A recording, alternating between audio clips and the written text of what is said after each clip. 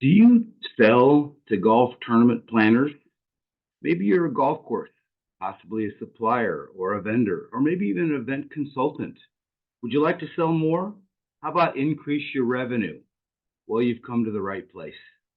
Hello, everyone. My name is Phil Mordino with the Golf Tournament Association of America.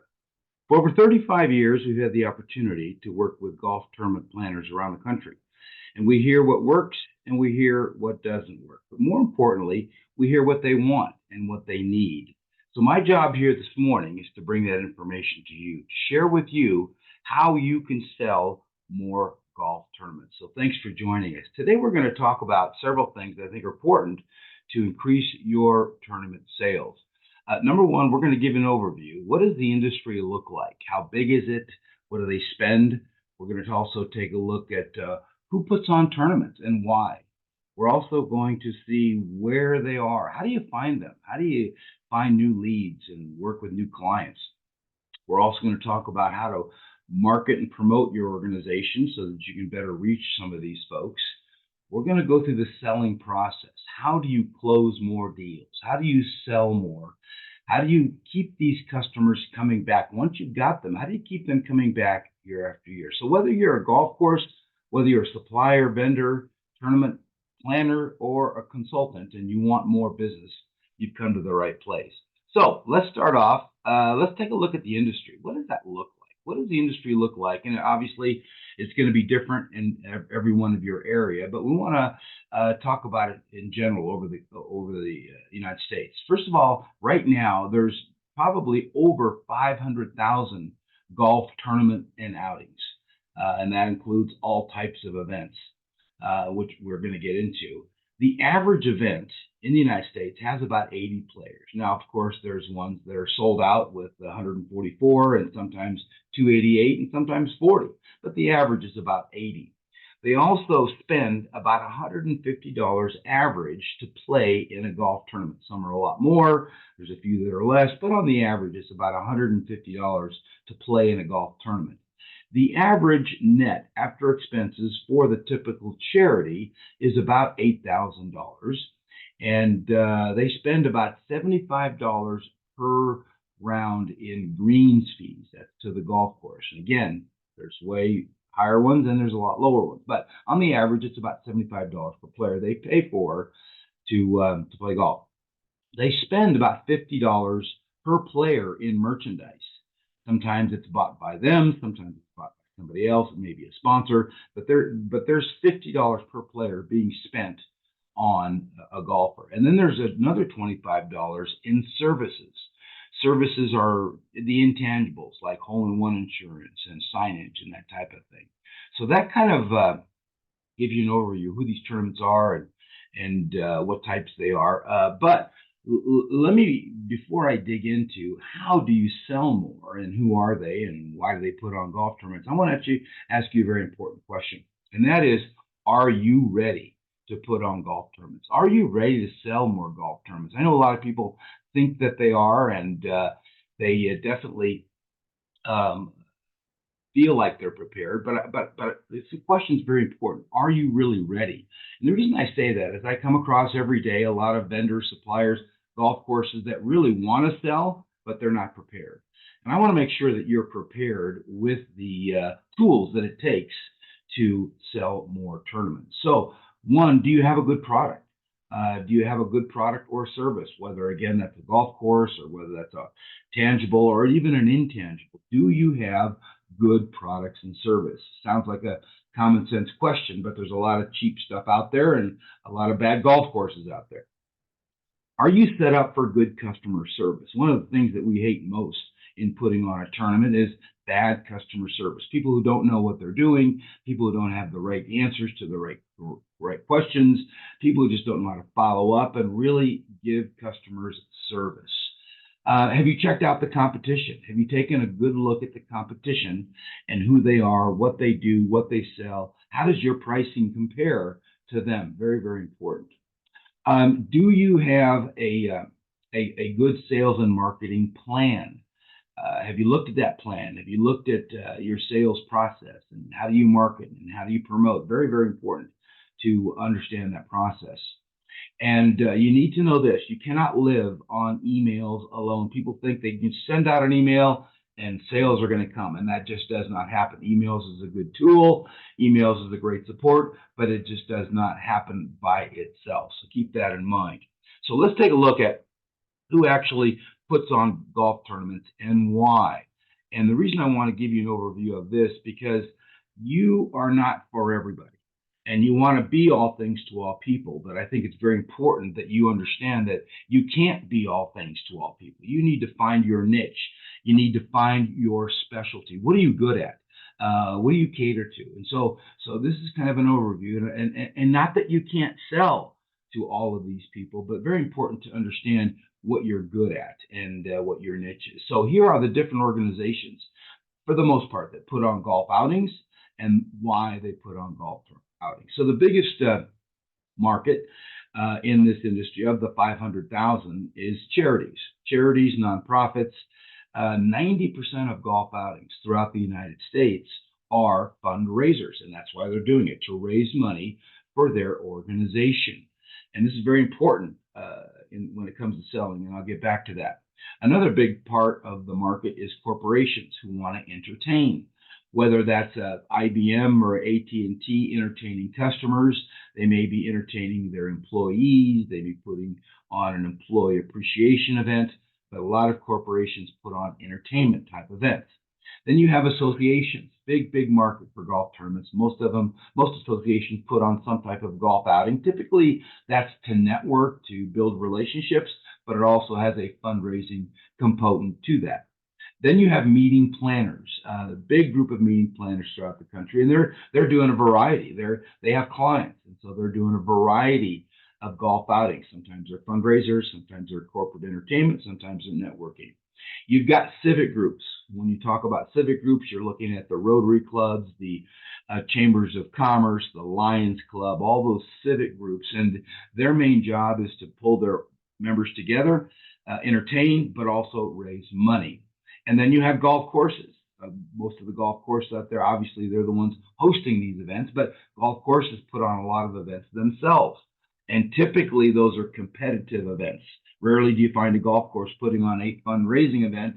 You're finding a lot of in-house events. Remember, maybe that's a members event, maybe that's a member guest, maybe that's a men's group, a women's group, but they also host outside competitions. That might mean a mini tour or a AGA or Amateur Golf Association event. But golf courses is a great source of events, and obviously that's where it all starts, is with a golf course. So that kind of gives you an overview of who they are, where they're coming from, and what their purpose is. And I really want to encourage you to think about what niche do you fall into. Maybe, for example, you have a high-end product, and your product might be better suited for corporate outings. Maybe you have a low-end item that's less priced and is better for the charities, and they love to put those in the goodie bag. So really analyze your product or service and who you best cater to, and then you can kind of gear your marketing and sales efforts towards that particular group. And I'm going to tell you how to find them in a minute. So where do you find them? Where do you find potential clients? This is very important for a lot of people because people are looking for more business. So where do you find them? And there's a variety of ways. I'm barely going to scratch the surface today, but there's dozens of ways to find new potential customers. But here's just a few. And I want you to remember, if you've been in business for a while, you have past customers, past clients. And a lot of times we forget about them. We sell them once and we never follow up and we never know what happened to them. But past clients are huge, because if you did a good job the first time, they're going to want to work with you again. So clearly go back into your records, look at your database, look at your emails, look at your invoices, look at everything that you've done in the past, and put together all your past customers in a database. Make sure that you have updated emails on them, who's the new contact person, but do not leave short your past customers. They're a good group of customers that you can renew today.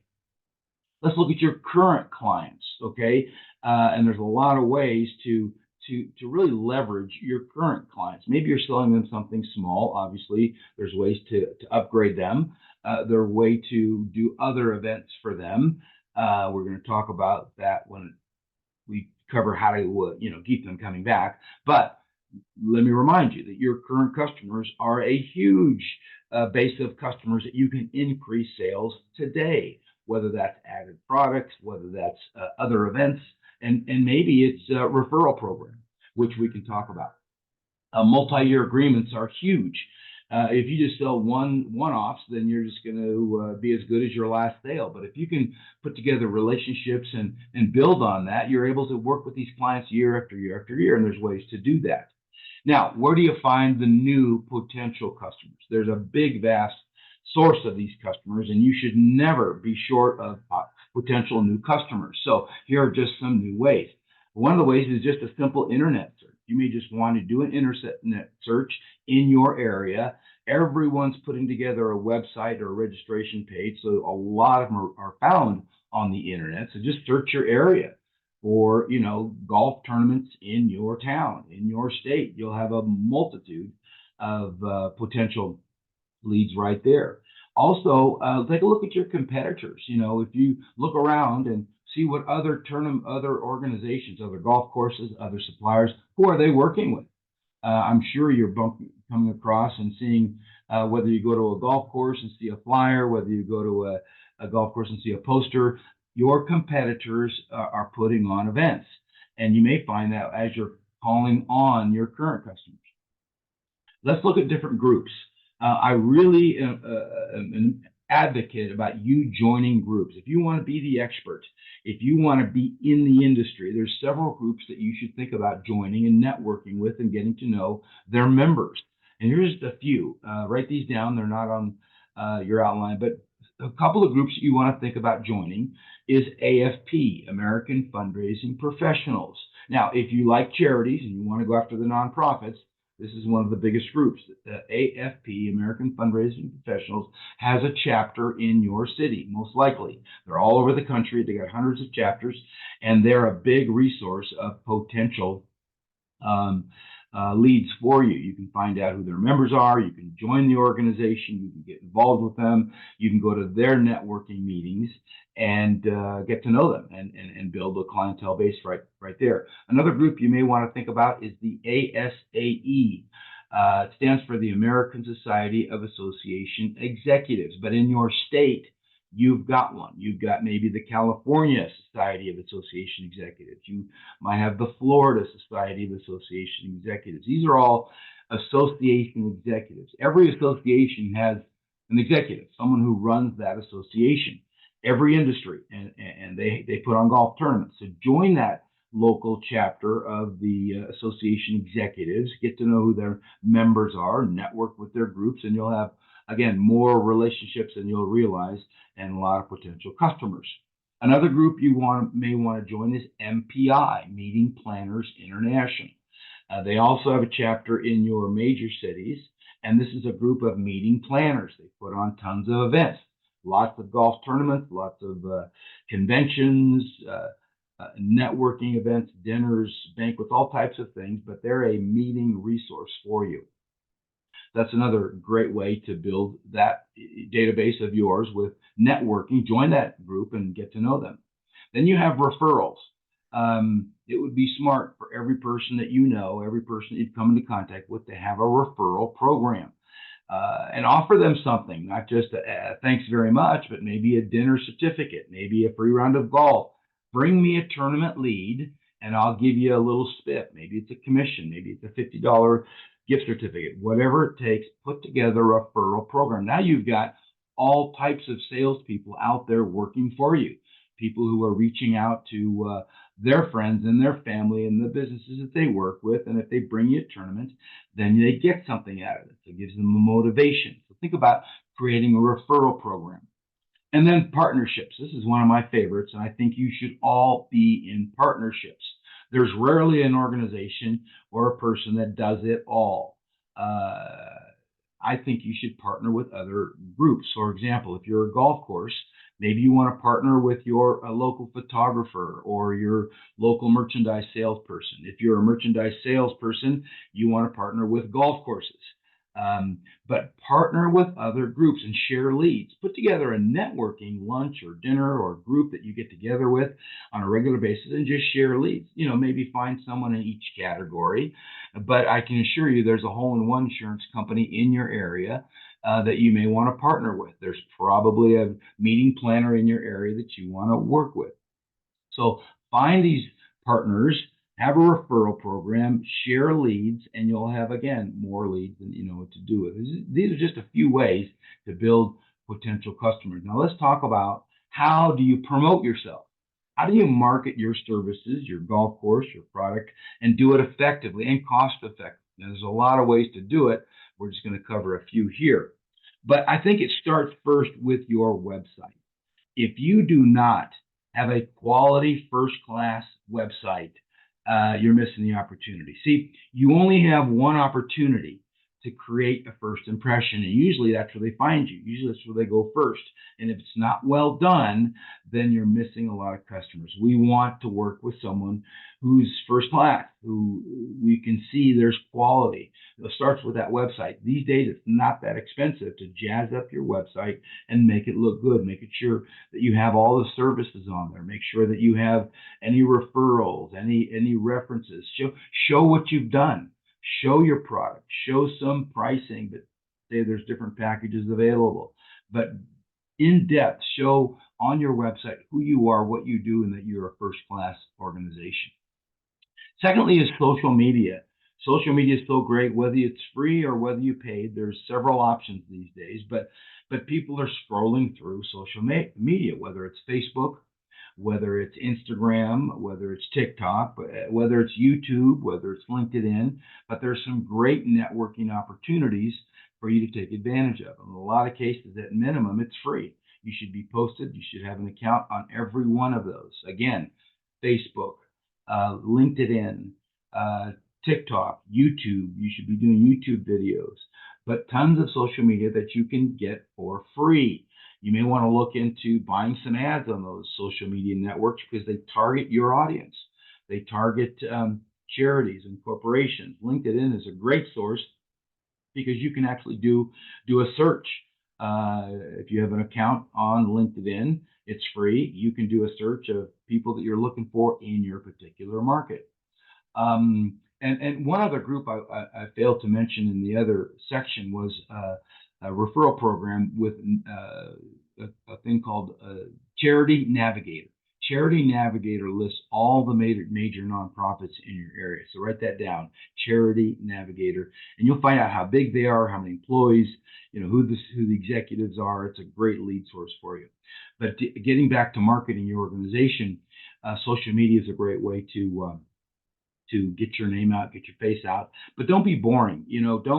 Don't just say, hey, look at my product. Hey, look at me. Get creative. Take a minute to put something special, something that people want to, click onto, look at, read, give them some information about the industry. Don't be boring and just try to sell your product, because that gets old. So social media is huge.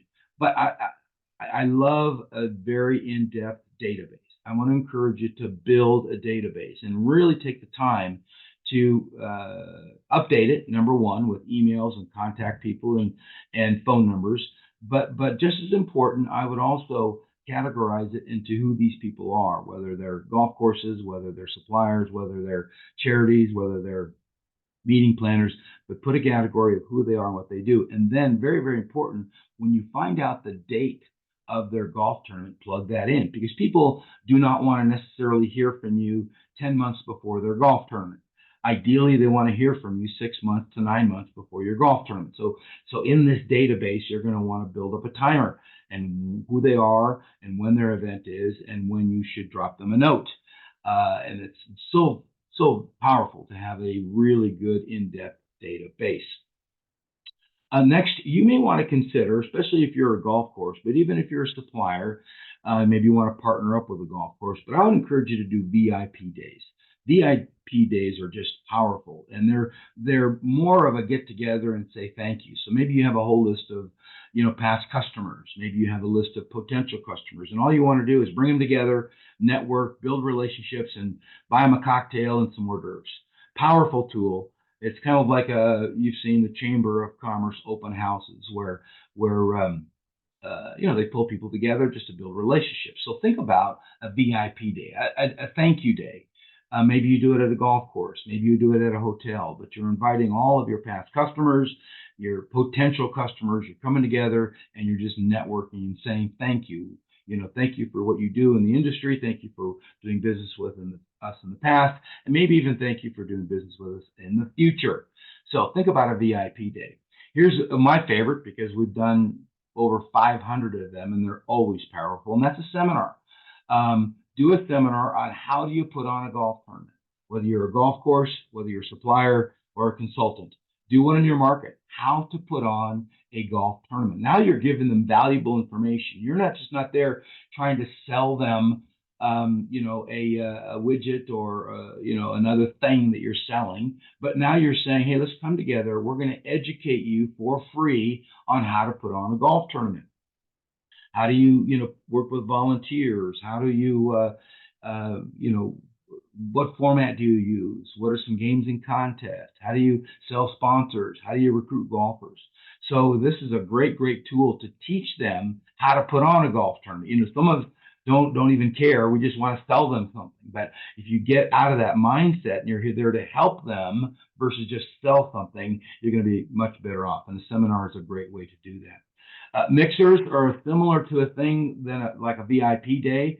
Again, getting people together. I would put on maybe even quarterly, could even be monthly, a mixer. Again, can do it at a golf course, can do it at a hotel, maybe at a conference room, but you just pull people together and say, hey, let's just network. Let's just get away and grab a cocktail and grab some hors d'oeuvres and build relationships. And this way, you're staying in touch with them. You're seeing these people face to face. And it's a great little networking and customer builder. So think about that. Gang, I have to tell you, the most powerful tool that you have, and most of us aren't even using it anymore, and that's the phone. I don't know what it is, but we're afraid to use the phone. We think we can live on emails. We think that people are just going to call based on our website. They're going to find us on an internet search, and all of a sudden, bingo, we're going to make a sale. It does not happen that way. Remember, you've got competition. You've got millions of vendors out there. You've got millions of thousands of golf courses. You've got competitors, and they're not just going to come and find you and book with you. All right. So you need to reach out to them. You need to pick up the phone, call them. I know it's hard. I know it's tedious, but I would spend at minimum 1 day a week that all you did was make phone calls. This is how we originally started. I built a database of every single tournament in our area, and we literally called every single one of them, even if it was just to say hi. How's your tournament coming? How did it go last year? What are your goals this year? Well, and find out about them, get to know them. And it's a powerful tool. And more importantly, you build a relationship.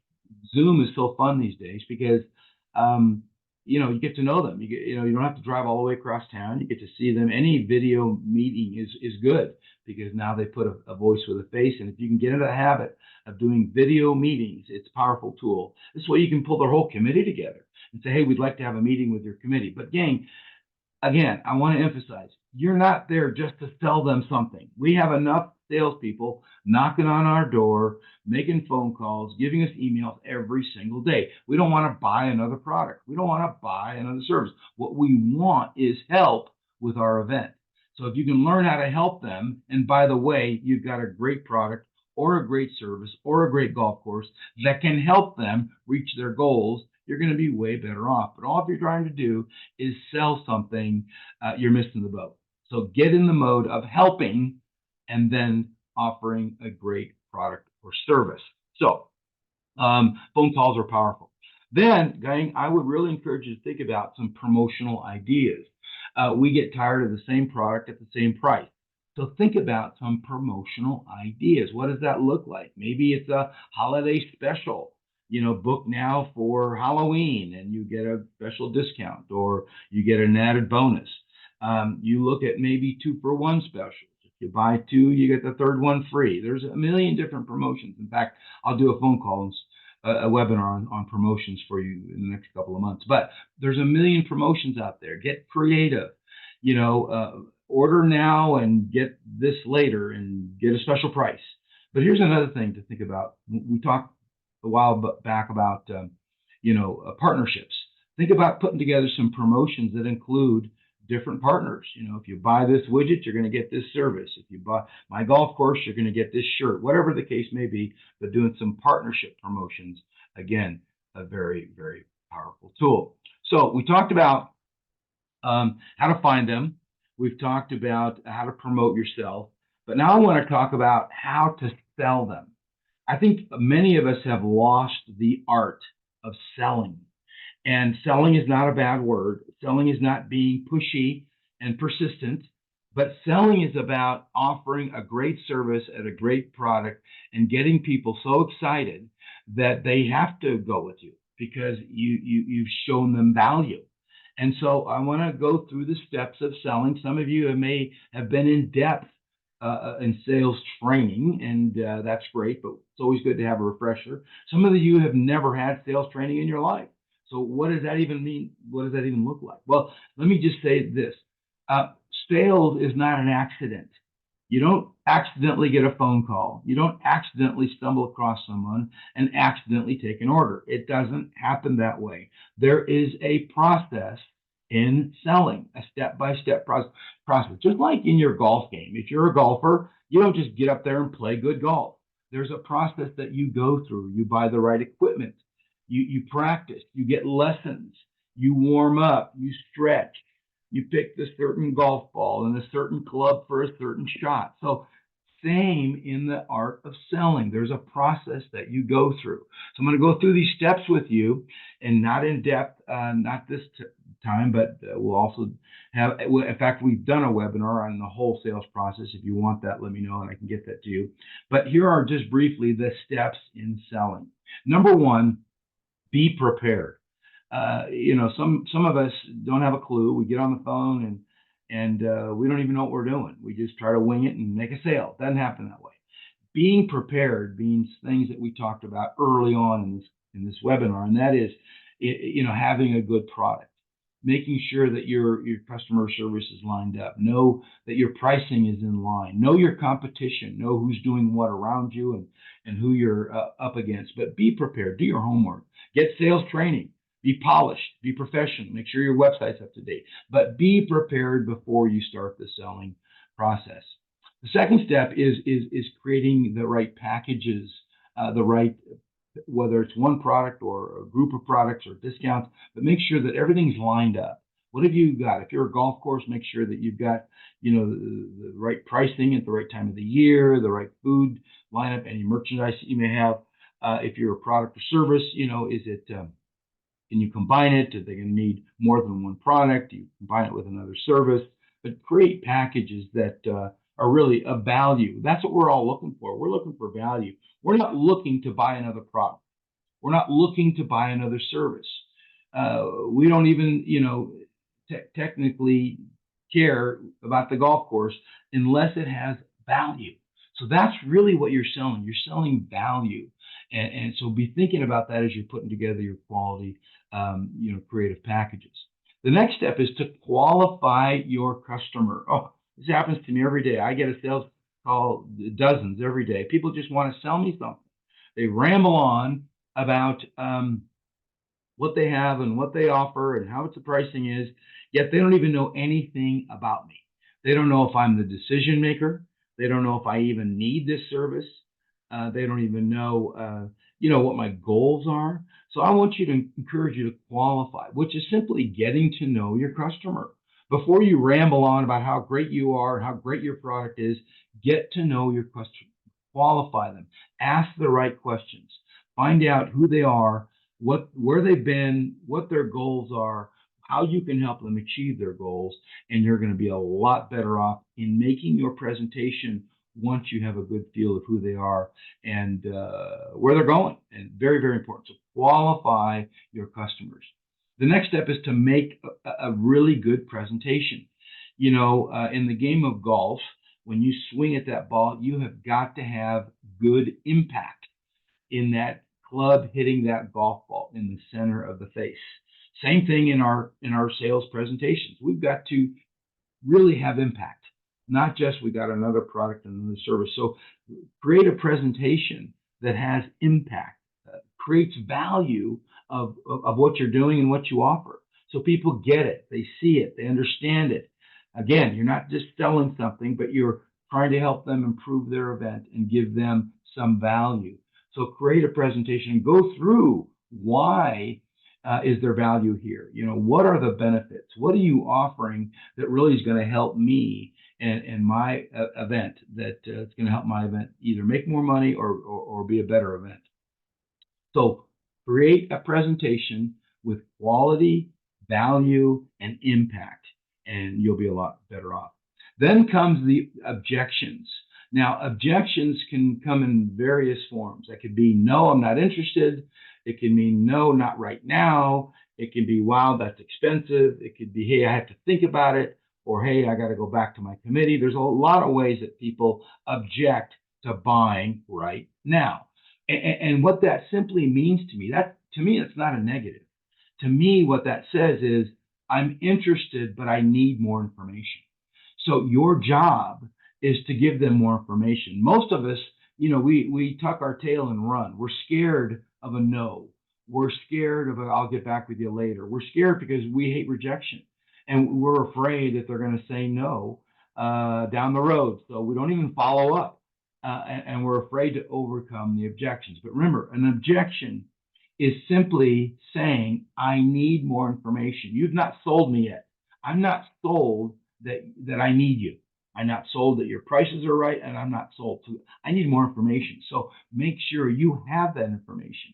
You have the information to help them make that decision, whether why it's more expensive than the competitor, why it takes so long to be delivered, what are the steps in getting something embroidered, whatever the case may be. Make sure they understand all of the facts.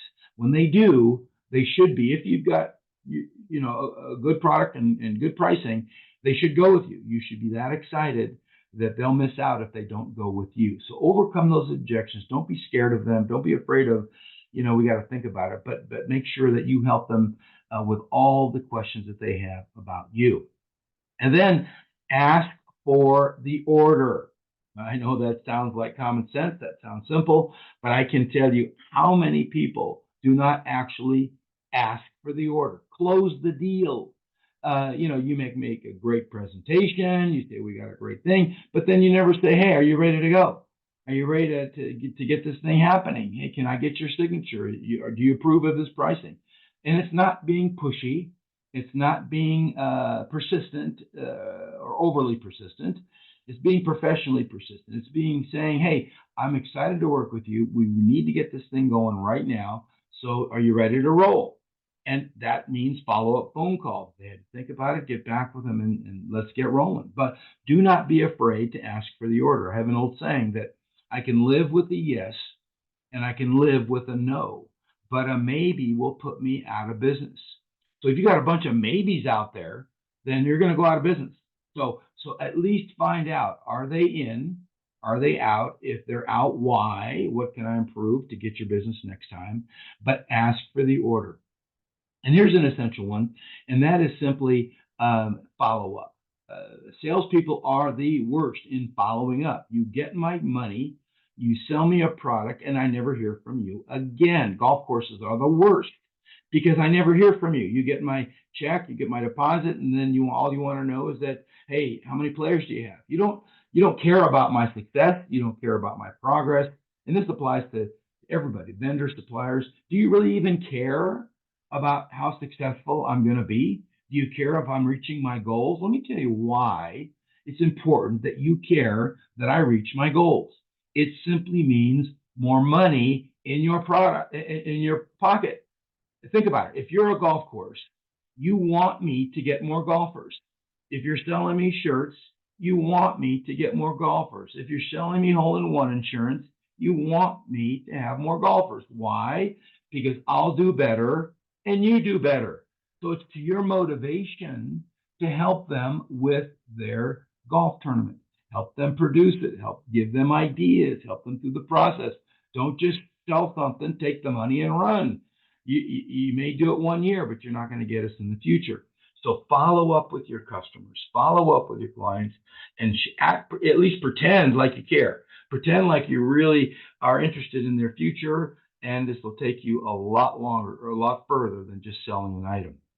And then we get to my one of my favorites, and that's add-on selling. Okay, you might live on your one product or your one service or your one golf course, and that's fine.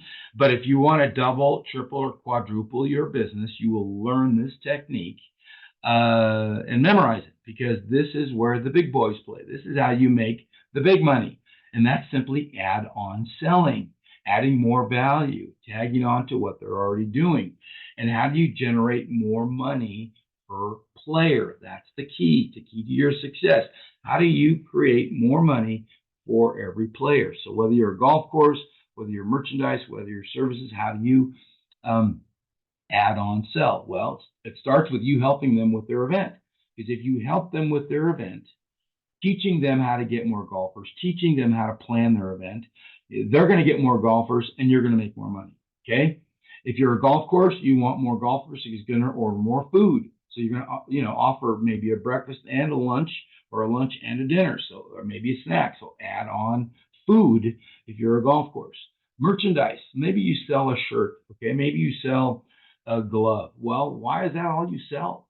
At minimum, partner up with another company and add on sell. Sell a package. Sell a shirt, a hat, and glove.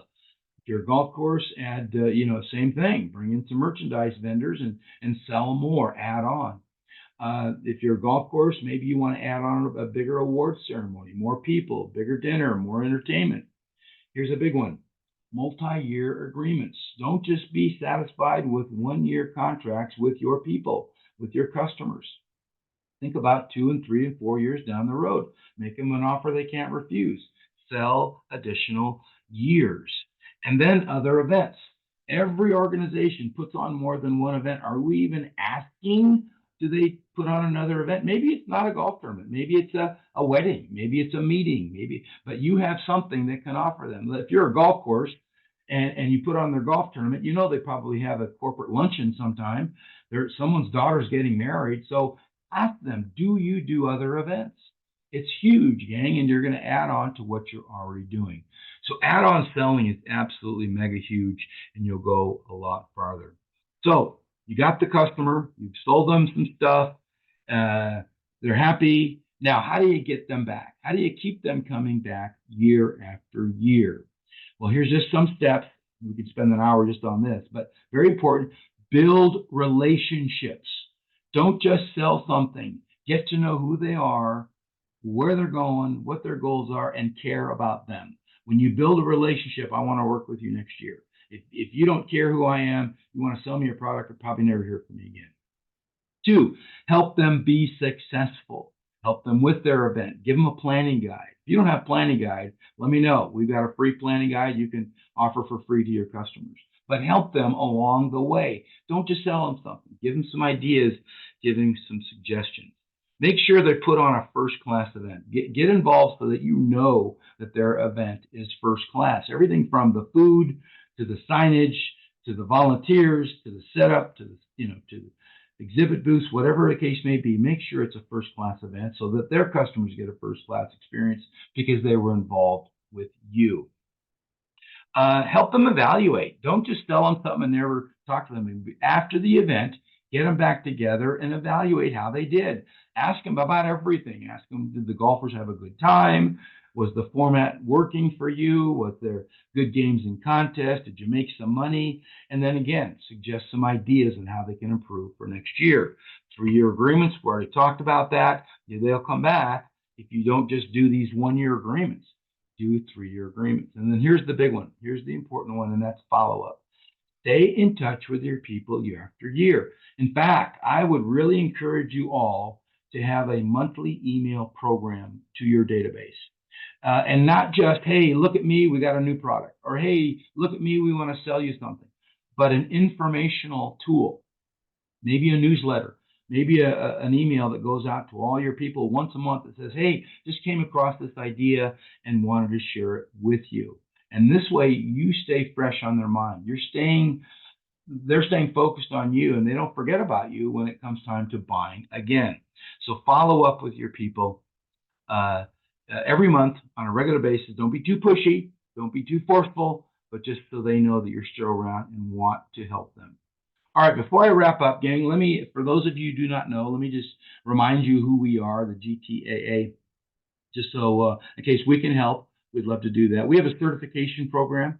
If you're an event planner, you can be certified as an event planner. We have another certification program for tournament consultants. We have another and maybe you're a vendor or supplier that you want to know more about how to put on a golf tournament. You can get certified so you understand all the ins and outs of a golf tournament. And then maybe you're a golf course. We have a special golf course certification program that will say that you know what you're doing. You are professional. You've taken the test, you've taken the program, and you are certified. With that, we promote you, we get the word out. We even send you leads in your area with that certification program. If you're thinking about doing a mixer or a VIP day or a seminar, we can help you. We can partner with you. We've done over 500. We know how to make them work. In fact, I've got a whole manual on how to produce a VIP and a seminar day. So we can help you with that if you need. We got tons of books and manuals. We got books on how to produce a golf tournament. We got books on a complete guide to games and contests, golf-a-thon manual, how to do a night golf tournament, tournament evaluation program. We've got all the books and tapes you need. We've got tournament leads. If you just need tournament leads in your area, we have those available. Reach out to me, email me, we can help you with those. If you're saying, Phil, listen, I love the training thing, but we're just not equipped to do that. We can actually help train your team. We can do a customized sales training for you and your staff. And then we also have promotions available. So all kinds of promotions. If you want some videos and some ideas on promotions, we can help you with that. So let me wrap up by saying this, gang. Obviously, you're excited about the golf tournament business. Hopefully, you've got a program and know what you're doing, and you've done your homework. You've studied the competition. You're ready to get going. So here's what I just want to leave you with. Very important. Make sure you have a great product and or service. Okay, make sure that you really know the competition. You're lined up. You're better or have at least more quality. Build that database of tournament planners with your past customers, your present customers, future potential customers. Build that database and create some powerful messages.